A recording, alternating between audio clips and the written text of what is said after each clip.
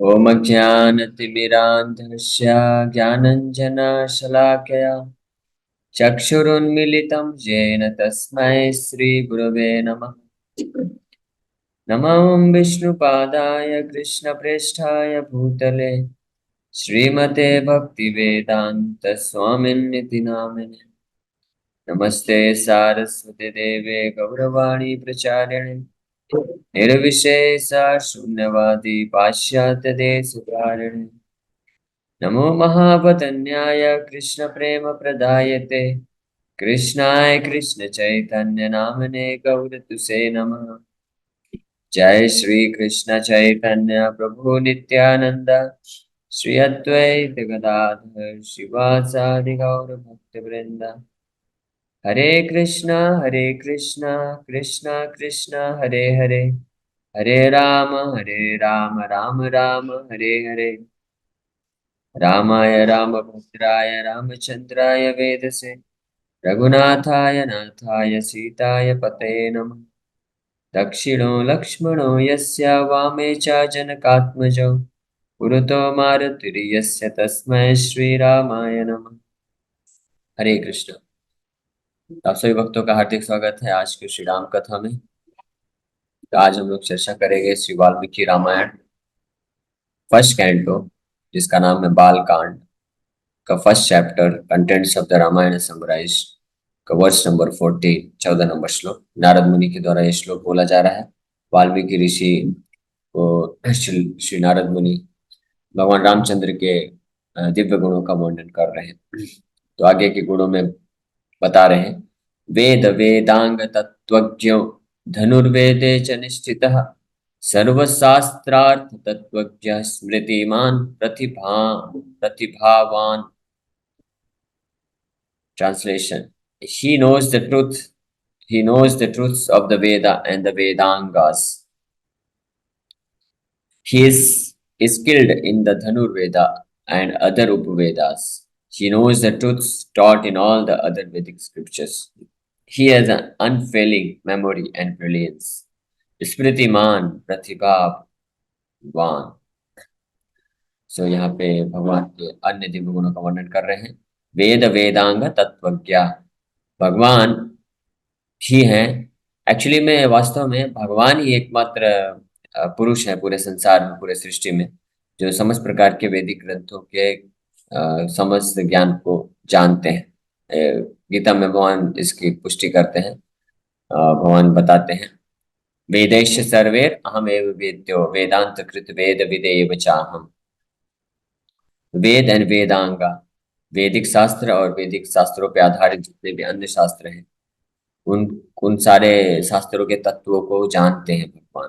फिर धनुर्वेदे च निश्चिता, और साथ ही साथ में धनुर्वेद यानी आर्चरी, धनुर्विद्या, उसको भी भगवान पूर्ण रूप से जानते हैं।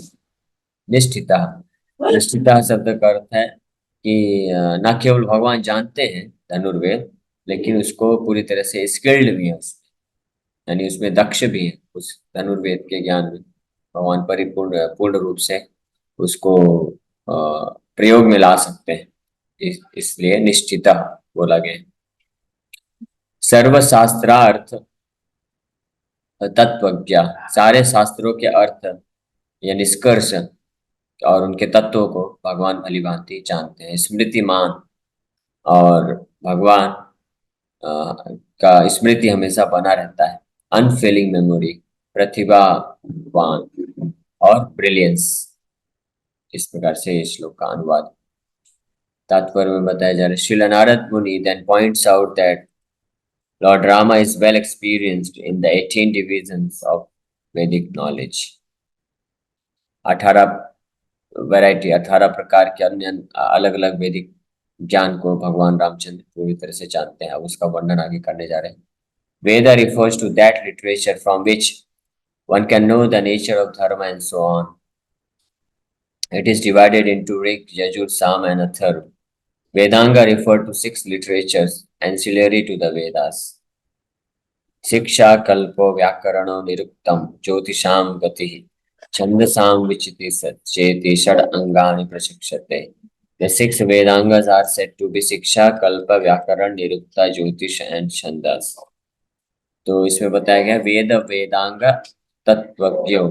भगवान चार प्रकार के जो वेदास रजु ऋग्वेद, यजुर्वेद, सामवेद, अथर्ववेद और वेदांग, वेदों के जो छह अंग हैं, शिक्षा, कल्प, व्याकरण, निरुक्त, ज्योतिष और छंद, इसको भी पूरी तरह से भगवान भली भांति जानते हैं। अब इन छह प्रकार के जो वेदांग है इसका थोड़ा थोड़ा वर्णन किया जा रहा है। Shiksha provides instruction on how to articulate the letters beginning with a as found in the Veda in terms of the place of articulation, organ of articulation, effort in articulation, and accents. Kalpa provides instructions on the sequence of tasks involved in conducting Vedic sacrifice. Vyakaran teaches which words are bona fide to use. Nirukta definitely states how words have been formed through insertion, deletion, and replacement of letters. Jyotish scriptures establish the appropriate times for performing scripturally prescribed duties and so on. Chandas refers to scriptures that teach rules for composition of poetry. यानी किसी भी शास्त्र में या कोई भी कवित्व होता है, लेख होता है वैदिक शास्त्रों का, उसमें उसको पूर्ण रूप से परफेक्ट तरीके से, शुद्ध तरीके से उसकी जो रचना होती है, ये छह प्रकार के वेदांगों को जानने के पश्चात कोई व्यक्ति उसको, जो वैदिक शास्त्रों की रचना है, या तो उसको कर सकता है या उसको समझ सकता है। तो ये छह प्रकार के वेदांगों का वर्णन किया गया है। भगवान इसमें दक्ष है, भगवान इसको जानते हैं।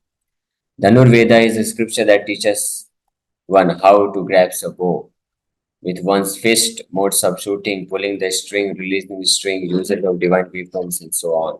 धनुर्वेदा में किस प्रकार से धनुष बाण चलाना है और उसको कैसे कैसे स्थिति में किस प्रकार के बाणों को यूज करना है, उसका शिक्षा है। Cha indicates that Lord Rama is also skilled in other Upavedas. Because a Kshatriya is primarily focused on Dhanurveda, here it is said that Sri Ram is skilled in Dhanurveda. तो क्षत्रिय धर्म, क्षत्रिय होने के नाते भगवान धनुर्वेद को बहुत ही दक्षता के साथ जानते हैं और उसको उपयोग में ला सकते हैं। धनुर्वेदे च निष्ठिता, चार शब्द यूज सूचित करता है कि इन वैदिक साहित्यों के अलावा जो उपवेद हैं उनको भी भगवान भली भांति जानते हैं। द फोर उपवेदास आर आयुर्वेद, धनुर्वेदो, वेदो गांधर्वेव च अर्थशास्त्रमिति प्रोक्तम वेद चतुष्टयम्। The four Vedas are Ayurveda, Dhanurveda, Gandharva Veda and अर्थशास्त्र। ये चार प्रकार के उपवेद बताया गया। आयुर्वेद होता है जो कि मेडिसिन से रिलेटेड है, मेडिकल साइंस आयुर्वेद। और गंधर्व वेद रिफर्स टू भरत मुनि's नाट्य शास्त्र that is useful for singing Samavedic hymns. Arthashastra refers to Niti Shastra presented by Chanakya and others that teach methods of attaining artha, material prosperity that's useful for carrying out prescribed duties.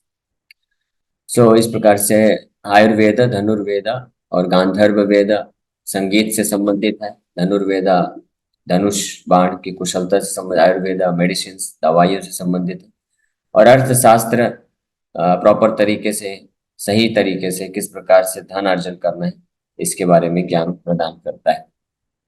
और ये सब में भगवान रामचंद्र माहिर है।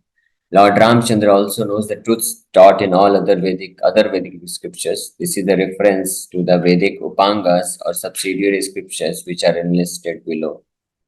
धर्म शास्त्रम पुराणम च मीमांसवाणि शिखी तथा चत्वारेतानि उपांगानि शास्त्रज्ञा संप्रचक्षते. No words of Shastra declare Dharma Shastras, Puranas, Mimamsas and Nyaya to be the four Vedic Upangas. तो वैदिक उपांग में कौन कौन से हैं? ये चार धर्मशास्त्र है। और उपवेदास में भी चार उपवेदा हैं, 8 हो गए।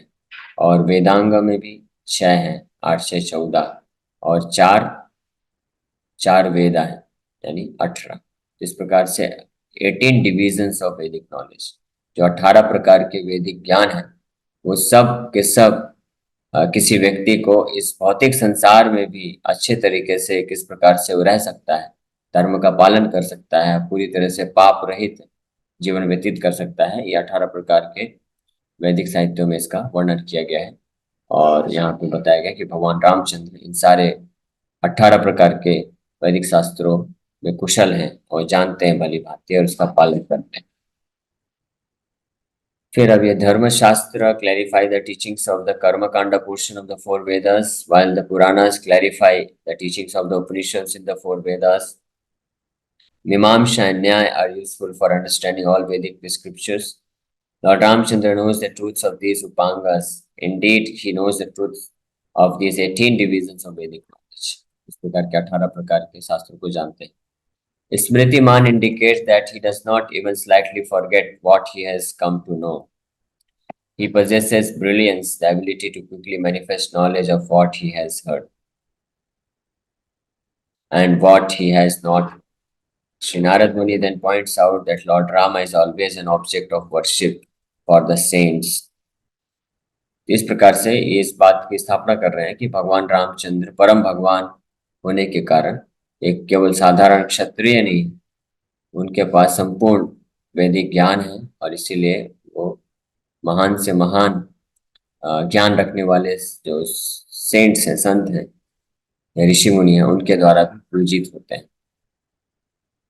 तो भगवान को इस प्रकार से यहाँ पे बताया गया है कि हर प्रकार के ज्ञान को भगवान जानते हैं और वास्तव में जितना भी ज्ञान है वो भगवान से ही प्रकट होता है। गीता में भगवान इस श्लोक में बोलते हैं, मत्ता स्मृति ज्ञानम अपोहनम चा, कि मेरे से ही समस्त वैदिक ज्ञान प्रकट होता है। जो सर्वप्रथम भगवान, ये जितने भी वैदिक ज्ञान है इसकी उत्पत्ति कहाँ से होती है? वेद व्यास जी ने जितने भी वेद लिखे, उपवेद, वेदांग, उपनिषद, पुराण, अन्य जितने भी अलग अलग वैरायटी के वैदिक साहित्य हैं उनको लिखे, उनको ये ज्ञान मिला नारद मुनि से और नारद मुनि ये ज्ञान प्राप्त करते हैं ब्रह्मा जी से। और ब्रह्मा जी को यह ज्ञान कहाँ से प्राप्त होता है? तेने ब्रह्म हृदयादि कवये मुह्यन्ति यत्सूरया। ये भगवान कृष्ण के को ध्यान करते हैं जब ब्रह्मा जी, तो भगवान की कृपा से ये समस्त वैदिक ज्ञान ब्रह्मा जी के हृदय में प्रकाशित करते हैं भगवान। तो इसलिए भगवान वास्तविक ओरिजिनेटर है या ओरिजिनल प्रोपाउंडर ऑफ वैदिक नॉलेज, इसलिए उनके पास ही समस्त वैदिक ज्ञान होता है। भगवान ही समस्त वैदिक ज्ञान को जानते हैं, भगवान ही समस्त वैदिक ज्ञान का उद्देश्य को जानते हैं और भगवान ही समस्त वैदिक ज्ञान को प्रकट कर सकते हैं। इसलिए वो परम भगवान जो ब्रह्मा जी से प्रसन्न होकर के उनके हृदय में वैदिक ज्ञान को प्रकट किए, वही परम भगवान अपने शुद्ध भक्त के हृदय में भी उस वैदिक ज्ञान को प्रकट कर देते हैं। और जो भक्त तेषाम सततयुक्तानां भजताम प्रीति पूर्वकम ददामि बुद्धि योगम तम येन माम उपयान्ति ते, कि जो मेरी सतत सेवा में, स्मरण में, चिंतन में लगता है, भगवान उसके हृदय में समस्त वैदिक ज्ञान को प्रकट कर देते हैं। और ऐसा भक्त इसीलिए सारे वैदिक ज्ञान के निष्कर्ष को जानता है और उसका पालन करने का भी बुद्धि भगवान प्रदान करते हैं। इस प्रकार से भगवान ही एकमात्र स्रोत हैं समस्त वैदिक ज्ञान के। भगवान ही समस्त वैदिक ज्ञान के स्रोत हैं और समस्त वैदिक ज्ञान के लक्ष्य भी भगवान है। और वास्तव में समस्त वैदिक जो ज्ञान है वो भगवान ही है, non different from the supreme Lord. जिस प्रकार से इस श्लोक में भगवान के इस वैदिक ज्ञान के बारे में चर्चा की जा रहा है। अब अगले श्लोक को बोलिए, सर्वलोक प्रिय साधु आदिनात्मा विचक्षण सर्वदा भुक्तः सद्भिः समुद्र इव सिन्धुभिः। He is dear to everyone and therefore he can be approached by saints. He is not helpless and he can speak about varied subjects. Hence, he is always approached by saints just as the ocean is always approached by the rivers. सर्वलोक प्रिय, he is dear to everyone. भगवान हर किसी को प्रिय है। साधुर, and therefore he can be approached by saints. आदीन आत्मा, अदीन, दीन मतलब जो दीन है, भगवान दीन बंधु है लेकिन खुद अदीन आत्मा है। अदीन आत्मा मतलब भगवान कभी दीनता की अवस्था में नहीं जाते, ही इज नेवर हेल्पलेस, कभी भी भगवान असहाय नहीं होते। बाकी जितने भी अन्य भगवान को छोड़ करके जितने भी चाहे देवी देवता ही क्यों ना, महानतम से महानतम देवी देवता भी कभी न कभी ऐसी परिस्थिति आती है कि वो दीन आत्मा बन जाते हैं। जैसे भगवान शिव को जब एक असुर भस्मासुर ने तपस्या किया, भगवान शिव ने उनको ये वरदान दे दिया कि किसी के भी सर के ऊपर हाथ रखकर वो भस्म कर सकता है। तो भगवान शिव के ही पीछे वो दौड़ पड़ा, और उस स्थिति में भगवान शिव खुद दीन आत्मा हो गए, असहाय हो गए, हेल्पलेस हो गए। और हेल्पलेस जो भक्त होते हैं असहाय अवस्था में अपने परम भगवान को स्मरण करते हैं, तो भगवान शिव भगवान हरि को स्मरण करते हैं। भगवान हरि एक अवतार लेकर आते हैं, और यह कथा हम जानते हैं कि किस प्रकार से भगवान उस भस्मासुर को भ्रमित करते हैं, और इस प्रकार से भगवान शिव को बचाते हैं। तो इस तरह से तो ऐसे शास्त्रों में अनेकों उदाहरण हैं जहाँ पे महान से महान देवी देवता भी कभी कभी ऐसी स्थिति में आ जाते हैं कि वो दीन आत्मा बन जाते हैं, हेल्पलेस हो जाते हैं, असहाय हो जाते हैं, और ऐसी अवस्था में स्वयं भगवान नारायण को उनको मदद करना होता है, या भगवान नारायण का वो आश्रय लेते हैं। लेकिन भगवान परम भगवान नारायण जो है वो कभी असहाय नहीं होते हैं, अदीन आत्मा है। इसलिए यहाँ पे भगवान रामचंद्र का एक गुण बताया गया है, अदीन आत्मा, ही इज नॉट हेल्पलेस। तो ये सब तत्व समझना बहुत महत्वपूर्ण है। ये रामायण के सबसे प्रारंभ में पहले ही अध्याय में नारद मुनि इन तत्वों का वर्णन कर रहे हैं, भगवान के दिव्य गुणों का वर्णन कर रहे हैं, ताकि कोई भी व्यक्ति जब इन भगवान के बारे में इस भगवान को तत्वतः जानेगा, तब वो समझ पाएगा, भगवान की लीला में प्रवेश कर सकता है। नहीं तो वो भगवान की लीला को डायरेक्ट श्रवण करेगा तो वो समझ नहीं पाएगा कि भगवान का दिव्य गुण क्या है। क्योंकि आगे आने वाले समय में भगवान अपनी लीलाओं में कई बार ऐसा प्रकट करेंगे कि वो असहाय है, हेल्पलेस है, निर्भर है किसी पे। लेकिन उसका कारण ये नहीं है कि वो भगवान शक्ति विहीन है, उनके पास शक्ति नहीं है, या वास्तव में वो हेल्पलेस है। उसका कुछ और कारण है। भगवान जो भी लीला करते हैं उसके पीछे कोई न कोई दूसरा कारण होता है। वो भी लीलाएं भी उनका, भगवान का हेल्पलेस होना भी, असहाय होना भी वो दिव्य है। भगवान का क्रोध करना भी दिव्य है। ऐसे पिछले 4-5 श्लोक पहले नारद मुनि इस गुण का भी वर्णन करते हैं कि जो भगवान है, भगवान रामचंद्र का एक गुण है कि वो अपने क्रोध पे हमेशा विजय प्राप्त करके रखते हैं, यानी क्रोध कभी भी उनको वश में नहीं कर सकता है। लेकिन फिर हम देखते हैं कि कई ऐसे भगवान की लीला आती है जिसमें भगवान क्रोध प्रकट करते हैं, तो इसका मतलब उसका कुछ न कुछ कारण है, वो भी दिव्य है वो क्रोध। उसी प्रकार से असहाय अवस्था होना, जब भगवान सीता माता का अपहरण कर लिया रावण ने, तो भगवान रामचंद्र अपने आप को पूरी तरह से असहाय समझ रहे हैं, असहाय अपने आप को प्रकट कर रहे हैं कि, और वो सहायता मांगने के लिए मनुष्य से तो छोड़िए, पेड़ पौधों से भी सहायता मांग रहे हैं। जैसे कि वो पूरी तरह से भ्रमित हो गए हैं और इतने ज्यादा दीन हो चुके हैं, असहाय हो चुके हैं कि पेड़ पौधे भी वो सोच रहे हैं कि ये पेड़ पौधे मेरे से ज्यादा सक्षम है, ये मेरे को बता सकते हैं, ये मेरे को हेल्प कर सकते हैं, मैं इतना हेल्पलेस हूँ। तो इस तरह के जब भ्रमित करने वाली लीलाएं होती हैं तो वो व्यक्ति इनको कभी नहीं समझ सकते हैं जो प्रामाणिक स्रोत से, प्रामाणिक आचार्य के मुख से भगवान के दिव्य गुणों को श्रवण नहीं करते हैं। हालांकि पूरे भारतवर्ष में नहीं, पूरे विश्व में कई लोग रामायण जानते हैं, रामलीला जानते हैं, रामलीला का जगह जगह प्रदर्शन होता है, मूवीज बनती है, राम कथा किया जाता है। लेकिन हार्डली, बहुत कम ही है, बहुत दुर्लभ है कि कोई व्यक्ति भगवान के इन दिव्य गुणों को जान पाए। कि भगवान जब असहाय स्थिति प्रकट कर रहे हैं, दीन, अपने आप को दीनता की स्थिति प्रकट कर रहे हैं, तो वास्तव में भगवान दीन नहीं है, असहाय नहीं है, वो उनकी दिव्य लीला है। भगवान तो वास्तव में अदीन आत्मा है। इसलिए ये फर्क होता है कि जब हम किसी प्रामाणिक आचार्य के द्वारा भगवान के बारे में श्रवण करते हैं, और जब हम अपने मनमाने ढंग से, या किसी अवैष्णव, या केवल जो प्रोफेशनल है, प्रोफेशनल तरीके से, जो केवल पैसे कमाने के उद्देश्य से भगवान की कथा करते हैं, राम कथा, भागवत कथा करते हैं, तो वो इन सब जो दिव्य तत्वों का निरूपण नहीं कर सकते हैं। लेकिन वाल्मीकि ऋषि बहुत ही सौभाग्यशाली है कि उनको नारद मुनि जैसे प्रामाणिक आचार्य प्राप्त हुए हैं। और उनके माध्यम से, इस परंपरा के माध्यम से हमको भी सौभाग्य है कि हम लोग जो ओरिजिनल रामायण है उसके माध्यम से श्री नारद मुनि के द्वारा हम श्रवण कर रहे हैं कि क्या भगवान के दिव्य गुण है। तो इस प्रकार से यहाँ पे बताया गया है कि भगवान अधीन आत्मा, अधीन आत्मा, ही इज नेवर हेल्पलेस, कभी असहाय नहीं। जब रावण का वध करना था भगवान को, तो भगवान बहुत प्रयास कर रहे हैं, रावण के सिर को धड़ से अलग करते जा रहे हैं, लेकिन बार बार सिर वापस से प्रकट हो जाता है। तो भगवान वहां पे फिर हेल्पलेस हो जा रहे हैं, है ना? कि वो समझ नहीं पा रहे कि कैसे इसका वध करो। फिर विभीषण जी आते हैं, उनको बताते हैं कि आप हृदय में जो अमृत है उसको नष्ट करिए, फिर जो है आप रावण का वध कर पाएंगे। फिर भगवान हृदय में बाण चलाते हैं और इस प्रकार से रावण का वध होता है। तो ऐसा प्रतीत होता है कि जैसे विभीषण ने भगवान को मदद किया, भगवान असहाय हो गए थे। लेकिन इसका जो व्यक्ति तत्व जानेगा कि नहीं, भगवान अधीन आत्मा है, तो इसका मतलब अगर भगवान रावण को वध करते समय विभीषण का हेल्प लिया तो इसके पीछे कुछ और कारण है। हाँ, कारण क्या है? वो विभीषण को मौका देना चाहते थे सेवा करने का। भगवान सब जानते हैं, सब कुछ कर सकते हैं। भगवान रामचंद्र पुल बना सकते थे, उनको पुल भी बनाने की आवश्यकता नहीं। वो तो ऐसे भी जा सकते हैं डायरेक्टली, और जाने का भी आवश्यकता नहीं।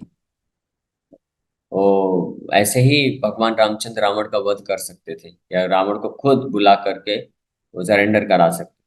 लेकिन भगवान रामचंद्र ने पुल क्यों बनवाया? ताकि इतने जो असंख्य बंदर हैं उनको सेवा मिले। भगवान के लिए जब वो सेवा करेंगे तो वो भक्ति में प्रवृत्ति करेंगे, हृदय शुद्ध होगा, भगवान के प्रति प्रेम विकसित होगा, और ये प्रेम का एक आदान प्रदान होता है।